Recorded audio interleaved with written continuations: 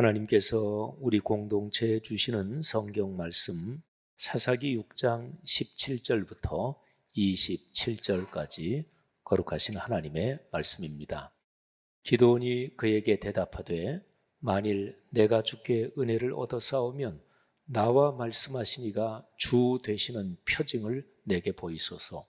내가 예물을 가지고 다시 주께로 와서 그것을 주 앞에 드리기까지 이곳을 떠나지 마시기를 원하나이다 하니 그가 이르되 내가 너 돌아올 때까지 머무르리라 하니라. 기드온이 가서 염소 새끼 하나를 준비하고 가루 한 에바로 무교병을 만들고 고기를 소쿠리에 담고 국을 양푼에 담아 상수리 나무 아래 그에게로 가져다가 드리매 하나님의 사자가 그에게 이르되 고기와 무교병을 가져다가 이 바위 위에 놓고 국을 부으라 하니 기드온이 그대로 하니라. 여호와의 사자가 손에 잡은 지팡이 끝을 내밀어 고기와 무교병에 대니 불이 바위에서 나와 고기와 무교병을 살랐고 여호와의 사자는 떠나서 보이지 아니한지라. 기드온이 그가 여호와의 사자인 줄을 알고 이르되 슬프도소이다 주 여호와여 내가 여호와의 사자를 대면하여 보았나이다 하니 여호와께서 그에게 이르시되 너는 안심하라 두려워하지 말라 죽지 아니하리라 하시니라. 기드온이 여호와를 위하여 거기서 제단을 쌓고 그것을 여호와 살롬이라 하였더라. 그것이 오늘까지 아비에셀 사람에게 속한 오브라에 있더라. 그날 밤에 여호와께서 기드온에게 이르시되 내 아버지에게 있는 수소 곧 7년 된 둘째 수소를 끌어오고 내 아버지에게 있는 바알의 제단을 헐며 그 곁의 아세라 상을 찍고 또 이 산성 꼭대기에 내 하나님 여호와를 위하여 규례대로 한 제단을 쌓고 그 둘째 수소를 잡아 내가 찍은 아세라 나무로 번제를 드릴지니라 하시니라.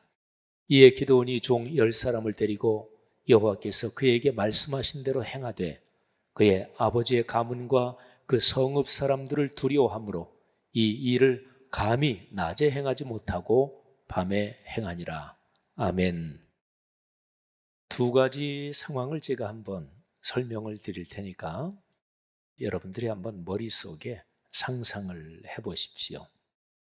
어떤 한 사람이 있는데 그 사람은 큰 용사로 불리는 사람입니다. 어떤 사람을 큰 용사 이렇게 부를 때 그 사람의 삶의 분위기가 어떠할까요? 또 그 사람의 삶에서는 어떤 일이 일어날까요? 또 큰 용사, 그 사람과 만나는 사람들은 또 어떤 좋은 일을 경험하게 될까요? 큰 용사, 하여튼 여러분이 머릿속에 한번 상상해 보시면서 그 사람의 얼굴 표정은 어떨까요? 또 그 사람에게서 이렇게 풍기는 분위기는 어떤 것일까요? 자, 이게 하나의 장면입니다. 또 하나의 장면은 이거하고는 반대되는 상황을 한번 생각을 해보세요. 큰 용사하고 반대되는 단어를 뭘로 하면 좋을까요? 아무튼요, 큰 용사 이런 상황으로는 반대쪽에 있는 삶의 상황을 한번 생각해 보세요. 그 사람의 삶에는 초조하고 또 불안이 있을 수 있겠죠. 또 때로는 두렵기도 할 것입니다. 그리고 원망하고 불평하고 그리고 매사를 볼 때 자신의 상황이 그러니까 부정적으로 보는 게 훨씬 더 많을 것입니다. 인간관계가 원만할 리가 없겠죠. 두렵고 초조하고 불안하고 또 원망하고 불평할 때 언제나 사람은 자기 합리화를 최대한 시키면서 그러면서 원망하고 불평하죠. 아주 마땅하고 합리적인 이유를 대면서 불평하고 원망하고 또 남을 비난하기도 합니다. 근데 그런 식의 심리적인 또는 정신적인 삶의 상황에서 그게 신체에도 영향을 끼치죠. 우리 다 경험하는 거죠. 신경을 바짝 쓰고 좀 뭐가 일 때문에 걱정되고 하면 소화부터 안 되시는 분들 꽤 되시죠, 그죠? 그러니까 정신적인 상황은 신체에 이게 영향이 즉각적으로 갑니다. 또 스트레스가 점점 더 심하면 잠도 안 오게 되고, 또 스트레스가 더 쌓이게 되면 어려운 질병도 거기에서 다 이게 연관이 되게 됐지요. 사랑하신 여러분, 제가 두 가지 상황을 설명을 드렸습니다. 여러분에게 질문을 드릴까요? 여러분은 이 두 가지 상황 중에서 어느 쪽에 더 가깝습니까? 어떤 사람이 나는 늘 지금까지 살아오면서 100% 큰 용사, 이런 분위기 또는 그런 삶으로 살아왔습니다. 100% 그런 사람은 아무도 없겠고, 또 100%늘 초조하고 불안하고 걱정하고 원망 불평하고 그렇게만 살아온 사람도 없습니다. 근데 이 둘 중에서 여러분의 삶의 태도, 자세, 분위기, 삶의 모습은 어느 쪽에 좀 더 가까우십니까? 한 가지 질문을 더 드려볼까요? 이 두 가지 중에서 여러분은 하나를 선택하라고 그런다면 어느 쪽을 선택하시겠습니까? 자, 두 번째 질문은 어리석은 질문이겠죠. 누구나 다, 여러분 모두 다, 저도 큰 용사, 그런 삶을 살기를 원합니다. 우리는 다 그렇게 선택을 할 거예요. 그게 우리의 소원입니다. 그리고 한 사람의 삶에도 살아오면서 이때는 내가 큰 용사처럼 행동하고 또 그렇게 결단했어, 이럴 때도 있고, 그러다가 또 어떨 때는 큰 용사하고는 정반대로 아주 비겁하게 또는 자기가 생각해도 아주 초라하게 그렇게 생각하고 처신하는 그런 때도 있지요. 여러분 누구나 다 큰 용사로 살기를 원합니다. 그리고 오늘 이 사사기 말씀을 여러분들에게 전달하면서 간절한 심정으로 여러분을 이렇게 축복해 드립니다. 사랑하는 성도 여러분들이요, 삶의 여정을 걸어가시면서 큰 용사로 사시는 그 축복을 여러분이 모두 누리시기를 주의 이름으로 축원합니다. 자, 우리 모두의 소원이에요. 우리는 그렇게 살기를 원해요. 그런데 문제가 있죠. 자, 큰 용사, 성경에 나오는 큰 용사, 이렇게 불릴 만한 그런 사람들을 우리 머릿속에 떠올려 보세요. 오늘 제가 성경 본문이 사사기 6장인데 기드온 이야기입니다. 기드온에 대해서는 하나님께서 명시적으로 기드온에게 큰 용사야, 이렇게 말씀하시는 그런 사람입니다. 그런데 성경에 나오는 큰 용사, 이런 분들이 많이 있지요. 구약 성경에서 누가 떠오르십니까? 모세도 있고 아브라함도 있고 또 다니엘, 또 선지자들도 있죠. 신약 성경에서는 바울 얼른 떠오르실 테고, 또 바나바라는 참 온유하고 다른 사람을 격려하고 세워주고 위로하고 이런데 참으로 은사가 있었던, 그런데 자신은 앞에 드러나지 않고 언제나 뒤에서 2인자로 또는 더 뒤에서 숨어서 봉사했던 바나바, 이분은 참으로 큰 용사였죠. 세례 요한도 떠오르죠. 근데 우리의 고민이 그겁니다. 주님, 저 큰 용사로 살고 싶습니다. 그런데 성경 말씀에 기록된 그 큰 용사들, 주님 보기만 하면 저하고는 너무나 거리가 멀어서 제가 주눅이 듭니다. 저한테는 언감생심입니다. 그분들의 발 뒤꿈치나 따라갈 수 있다면 감지덕지할까? 하나님, 저를 보니까 큰 용사, 싹수부터 노랗고 제가 그런 역량이 전혀 되지 않습니다. 이게 이제 여러분과 저, 우리 모두의 고민이죠. 자, 그러면 이렇게 질문을 던져볼게요. 성경에 나오는 큰 용사라고 불릴 만한 그런 분들이 여러분과 저, 우리의 상황하고는 거리가 너무 먼, 너무나 먼 당신, 이런 걸까요? 이게 질문입니다. 우리가 감히 따라갈 수 없고 도무지 도달할 수 없는 그런 넘사벽의 경지에 있는 그런 분들일까요? 답을 말씀드리면 아닙니다.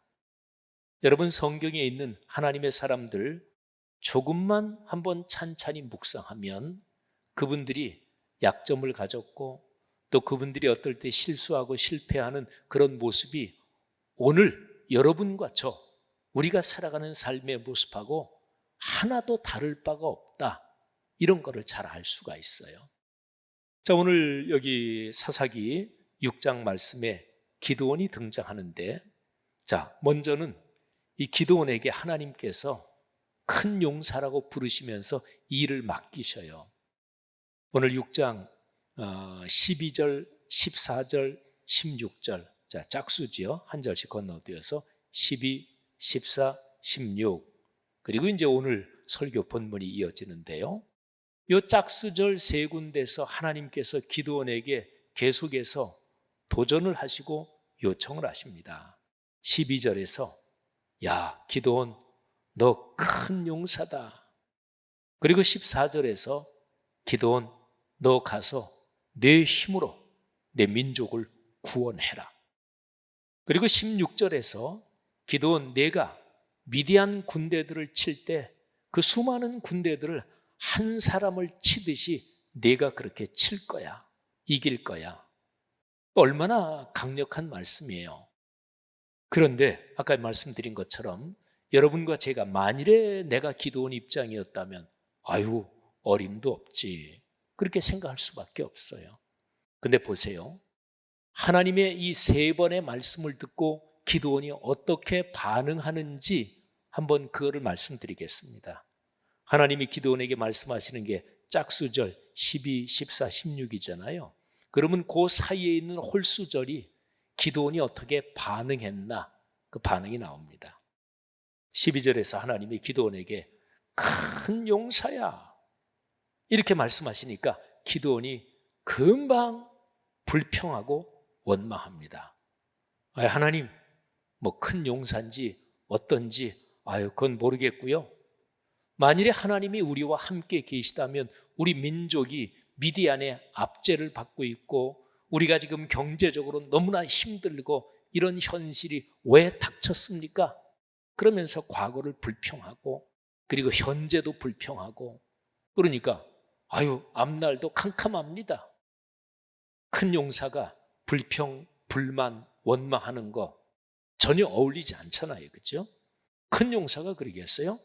큰 용사는 제 아무리 어려운 환경이 있어도 야, 이거 한번 진짜 이제 해볼만 하구나 그러면서 이게 막 안에서 에너지가 끓어오르는 게 그게 큰 용사잖아요.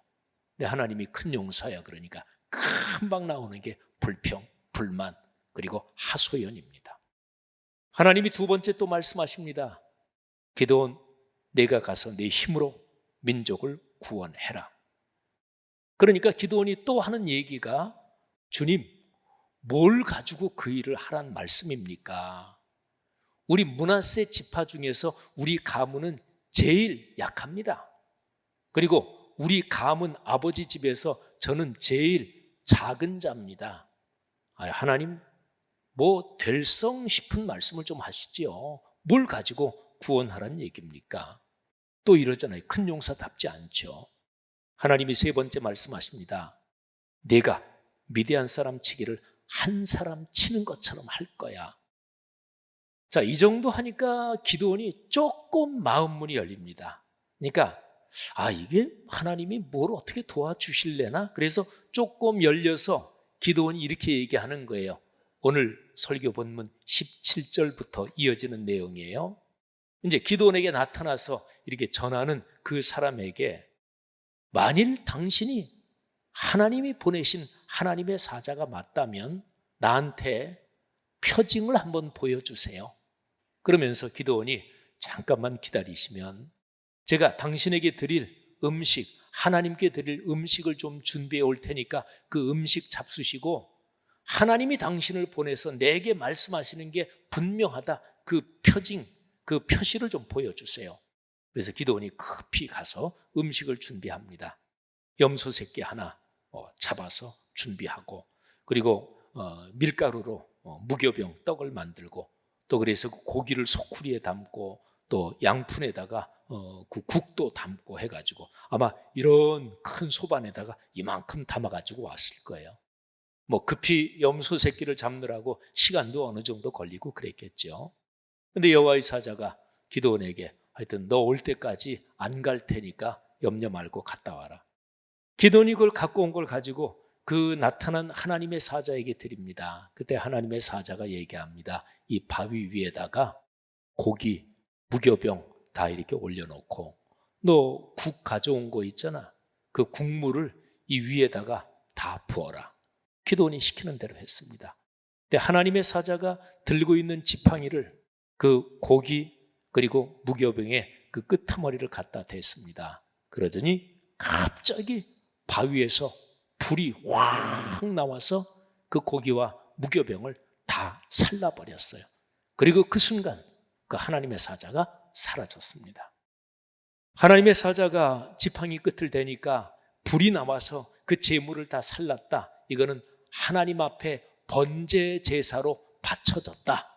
하나님이 그 재물을 받아주셨다. 이런 얘기입니다. 그리고 여호와의 사자는 사라졌어요. 기드온이 깜짝 놀라죠. 그래가지고 기드온이 22절에 보니까 이렇게 얘기합니다. 슬픕니다. 나는 큰일 났습니다. 오 주님, 내가 하나님의 사자를 눈으로 대면해서 봤으니까 이제 죽었습니다. 그랬더니 23절에서 하나님께서 기드온에게 이렇게 축복하십니다. 안심해라. 두려워하지 말아라. 너 안 죽는다. 하나님이 품어주신 거죠. 그래서 기드온이 하나님을 위해서 거기에다가 제단을 쌓고 그리고 그 장소를 여호와 살롬, 살롬, 샬롬 이거는 다 같은 말이에요. 하나님께서 나에게 은혜를 베푸시고 나에게 주님의 평안, 주님의 축복을 약속하셨다. 이렇게 해서 제단을 쌓았습니다. 여러분, 제단을 쌓는다. 신약의 표현으로 말하면 예배 드린다 그런 거예요. 하나님 앞에서 은혜를 체험한 사람은 예배의 자리를 소중하게 여깁니다. 그리고 하나님을 만나는 그 예배의 자리에서 지속적으로 하나님을 더 만나게 되고 주님이 주시는 축복을 경험하게 됐지요. 예배의 자리가 여러분의 삶의 중심이 되기를 주의 이름으로 축복합니다. 여러분, 오늘 여기 지금까지 말씀드린 데서 이제 요점을 말씀드리겠습니다. 자, 기드온, 이 사람은 하나님이 큰 용사야 하고 부르니까 예, 제가 여기 있습니다. 왜 부르셨습니까? 저를 쓰십시오. 목숨이라도 바치겠습니다. 이런 사람이 아닙니다. 기드온이 얼마나 뒤로 빼고 뒤로 빼는 정도까지는 괜찮은데 처음에 딱 하나님이 큰 용사여 말하니까 불평하고 원망하고 이랬던 사람이죠. 기드온은 단계적으로 점차적으로 훈련됩니다. 아브라함 생각해 보세요. 아브라함 어떤가요? 우리 성도들 아브라함 얘기 성경에 나오는 인물 중에서 그중 좀 많이 알잖아요. 아브라함도 그렇죠. 실수투성이 하나님의 약속을 믿지 않고 인간적인 수단 방법으로 자녀를 후손을 얻으려고 더 여러 번 시도했던 인물입니다.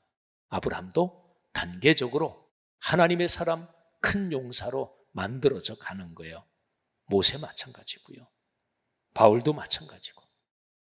성경에 나오는 인물 중에서 이야기가 꽤 길게 나오는데 흠이 거의 없는 그런 인물이 구약에서는 대표적으로 다니엘, 신약에서는 세례 요한. 세례 요한은 감옥에 갇혔을 때 그때 예수님 그분이 메시아 맞나 하고 잠깐 의심이 들은 그런 흠이 좀 있긴 하지만 그 외에는 흠이 전혀 없는. 그런데 극히 소수의 사람을 빼고 성경에 나오는 위대하다고 하는 하나님의 사람들, 다윗 선지자들 다 포함해서 가만히 성경을 묵상해 보면 여러분이나 저하고 똑같아요. 오늘 기드온의 모습이 대표적이에요. 불평하시잖아요. 원망하시잖아요. 그죠? 그리고 내 자신을 이렇게 합리화하면서 하나님 상황을 보세요. 제가 괜히 불평, 원망 많이 하는 사람이 아닙니다. 이 상황을 보면 입장 바꿔놓고 생각하셔도 하나님 이거 불평할 수밖에 없고 원망할 수밖에 없지 않습니까? 하나님이 함께 계시면 왜 상황이 이렇게 됩니까? 굉장히 논리적이잖아요. 여러분이나 제 모습 아닌가요? 사랑하신 여러분, 하나님이 기드온한테 큰 용사라고 말씀하시면서 기드온을 만들어 가시는데 그게 딱 한 가지에 걸려 있습니다. 그 한 가지가 뭐냐면 기도나 내가 너와 같이 있어. 내가 너와 함께 해. 그러니까 하나님이 나와 같이 계시다. 하나님이 나와 동행하신다. 요거 한 가지가 요점이에요. 아까 제가 하나님이 기도원을 부르시는 12, 14, 16절 말씀드렸잖아요. 큰 용사야. 그리고 내 힘으로 네 백성을 구원해라. 그리고 내가 한 사람 치듯 미디안 군대를 격파할 거다. 12, 14, 16 세 절 말씀드렸는데 세 절에서 절반씩만 말씀드린 거예요. 그 나머지 절반 말씀드릴 테니까 잘 들어보세요. 12절 큰 용사여 여호와께서 너와 함께 계시도다. 14절 내 힘으로 구원해라. 내가 너를 보낸다. 16절 내가 미디안 사람 치기를 한 사람 친 것처럼 그렇게 해서 승리할 것이다. 내가 반드시 너와 함께한다. 자, 요점이 기도원 자신이 뛰어나고 기도원 자신의 주변에 대단한 사람들이 많거나 그의 가문이 대단하거나 기도원이 어떤 업적을 지금까지 세운 게 많아서 그래서 큰 용사라 그러는 게 전혀 아닙니다. 하나님이 전지전능하신 분인데 기도원 마음속에 지금 불평, 불만 가득하고 용기도 없으면서 괜히 그냥 이렇게 저렇게 하는 거 하나님이 모르시겠어요? 하나님이 기도원을 쓰시기로 작정하셨습니다. 그리고 나타나셔서 기도원을 가르치시는 거예요. 그 가르치시는 요점은 딱 한 가지라니까요. 기도나 내가 너와 같이 있어. 내 인생을 떠나지 않아. 예수 그리스도께서 승천하시기 직전에 주신 말씀, 저 유명한 마태복음 28장 18절부터 20절 말씀, 거기에 제일 20절 끄트머리 거기에 볼지어다 내가 세상 끝날까지 너희와 항상 함께 있으리라 하시니라. 아멘. 사랑하신 여러분, 왜 큰 용사인가요? 하나님이 같이 계시기 때문에 그렇습니다. 그 근거 위에서만 하나님의 일을 감당하는 큰 용사가 될 수가 있는 거지요. 사랑하신 여러분, 오늘 이렇게 기도원이 이제 꽉 체험했잖아요. 와, 조금 전에 나하고 말씀하신 그분이 하나님이 보낸 천사 여호와의 사자가 맞구나. 그러면서 강력하게 체험하고 그리고 제단을 쌓고 그랬는데 바로 그날 밤에 하나님께서 기도원에게 드디어 실행 명령을 주십니다. 말씀의 명령을 주세요. 자, 밤에 주님께서 나타나셔서 이렇게 말씀하십니다. 내 아버지 집에 있는 7년 된 두 번째 수소 제물로 드려라. 아버지의 집에 있는 바알의 제단 헐어버려라. 그 옆에 있는 아세라, 나무로 만든 아세라 우상 찍어버려라. 그리고 네가 사는 동네 산꼭대기에 성경 말씀에 명령된 대로 그렇게 제단을 쌓고 그리고 둘째 수소 가져다가 아세라 찍은 그 나무를 가지고 하나님 앞에 제물을 드려라. 하나님께서 기드온에게 말씀하시는데 기드온이 순종하죠. 이제 큰 용사가 된 거예요. 종 10사람을 데리고 여호와께서 그에게 말씀하신 대로 행했습니다. 오늘 제 설교 제목이 오늘 27절 말씀에 말씀하신 대로 행하되, 이게 설교 제목이에요. 근데 거기에 점점점 말없음표를 붙여놨어요. 말씀하신 대로 행동했어요. 순종했어요. 그런데 뭐가 하나 이게 토가 붙어요. 말씀하신 대로 순종했습니다. 그러나 동네 사람들 그리고 가문 사람들 다른 사람들이 무서워서 그 사람들을 두려워했습니다. 그래서 낮에 하지 못하고 밤에 했습니다. 몰래 10명의 종들을 데리고 그리고 바알 신상 헐고 아세라 나무로 만든 거 찍고 둘째 수소 잡아다가 그걸 잡고 산꼭대기 가서 제단 쌓고, 아마도 사람들이 밤에 잠들기 시작한 뒤로 바로 시작해가지고 밤새도록 시간이 걸렸을 것 같아요. 그죠? 사랑하신 여러분, 큰 용사가 됐어요. 그런데 아직까지도 두려움이 있네요. 그런 거예요. 성경에 기록된 큰 용사들이 하늘에서 뚝 떨어진 무슨 그런 사람들이 아닙니다. 여러분과 저하고 똑같아요. 지금까지 살아오시면서 어렵고 힘든 상황에서 또 용기도 없는데 하나님이 자꾸 설교 말씀 중에 감동 주시고 또 말씀 묵상하면서 이런저런 도전을 받고 그래서 한번 해볼까? 그러면서 평소에 안 하던 신앙생활하면서 한 번도 안 해보던 거 뭐 이렇게 헌신하신 그런 기억들 다 있으시지요. 올여름에 우리가 여름 선교 교육 헌금했는데 우리 성도들 중엔 아마도 아유 그런 거만 나는 뭐 주일 헌금하고 11조하고 그런 건 한 번도 안 했어. 그러다가 광고하는 거 듣고 아유 교육 선교 헌금 한번 처음으로 해볼까? 이렇게 하는 거 그 작은 걸음이 있지만 또 금방 11조 얘기했지만 11조 안 하던 분이 11조 하는 거 되게 어려운 일이지요. 근데 뭐 11조 뭐 신앙생활 하면서 알긴 하니까 근데 어느 때 한번 해볼까? 그러면서 한번 하고 또는 수요 예배는 내가 신앙생활 하면서 한 번도 난 참석해 본 적이 없다. 뭐 1년에 한 번이나 두 번 특별한 일이 있으면 나갈까?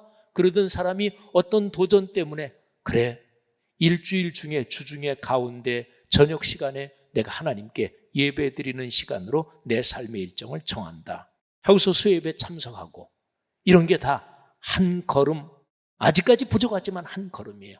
근데 그런 거를 한 걸음 내디딜 때 그때 하나님의 은혜를 체험해요. 그러면서 신앙이 성장하는 거예요. 제가 77년도에 신학대학에 들어갔거든요. 근데 1977년 그때 서울신학대학교는 학교 전체 분위기가 선교에 대해서 막 뜨거웠어요. 그때 학장하시던 분이 선교를 많이 강조했고 특히 동남아 선교. 그래서 그때 채플 시간, 대학 예배 시간에 찬송을 부름받아 나서니 그 찬송을 많이 불렀어요. 그러니까 옛날, 지금으로부터 벌써 몇십 년 전이죠. 지금 그 본관에 거기에 1층에 지금은 소강당이라 그러나 모르겠어요. 지금은 큰 강당이 지어져서 근데 거기가 옛날에 강당이었어요. 근데 거기에서 채플 시간에 이제 이 찬양을 많이 불렀어요. 부름받아 나서니 몸 어디든지 가오리다. 그런데 이 가사가 참 셉니다. 부름받아 나서니 몸 어디든지 가오리다. 괴로우나 즐거우나 주만 따라 가오리니 어느 누가 막으리까 죽음인들 막으리까. 오우 세잖아요. 그죠? 2절 보면 아골 골짝 빈들에도 복음 들고 가오리다. 저는 신학생 때 20대 초반이죠. 이 찬송 부를 때는 저는 세게 안 불렀어요. 근데 이 찬송을 세게 부르면 혹시나 하나님께서 생각하실 때 네가 그 찬송 세게 부르는 거 보니까 내가 결심을 단단히 했구나. 고맙다. 그렇지 않아도 아프리카 저 어디에서 선교하던 선교사가 식인종한테 잡아먹혀서 죽어서 거기 누군가 다른 사람을 보내야 되는데 지금 마땅한 사람이 없어서 내가 찾고 있는 중인데 너 그 찬양 감격적으로 하는 거 보니까 그래 너 그 아프리카로 내가 보낼게 이러실 것 같았어요. 사랑하신 여러분, 조금 제가 우스갯소리 섞어서 얘기한 것 같지만 전혀 그게 아니고 사실 그대로 지금 여기에 계신 성도님들 설교 듣고 또는 교회 생활하면서 어떤 거 이렇게 헌신해야 되는데 어떨 때 겁날 때 있죠. 그러잖아요. 이거 헌신할까? 아니야 나 시간 부족해.